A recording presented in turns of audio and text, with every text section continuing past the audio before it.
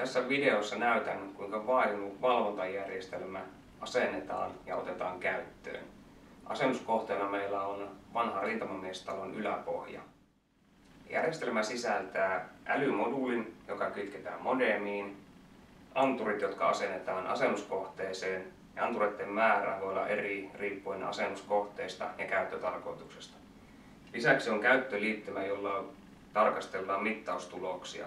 Ja käyttöliittymäksi käy mikä tahansa päätelaite, jossa on internetyhteys. Tässä asennusvideossa käytämme tietokonetta. Lisäksi myyntipakkauksen mukana tulee tarvittavat kaapelit. Järjestelmän käyttöönotto alkaa sillä, että älymoduuli kytketään internettiin.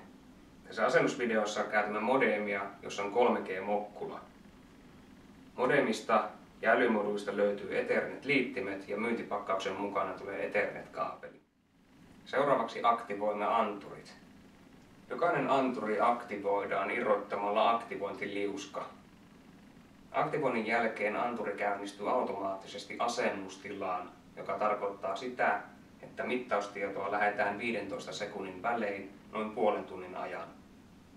Tämän puolen tunnin aikana anturit asennetaan valvottavaan kohteeseen ja voimme käyttöliittymästä seurata, kuinka asennus on onnistunut.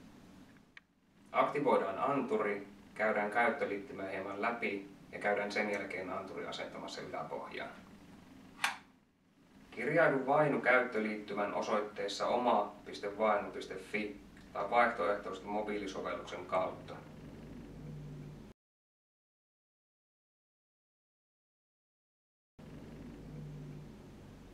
Käyttöliittymän pääsivulla on järjestelmän tilatieto ja huomiot, jotka voivat olla varoituksia tai hälytyksiä.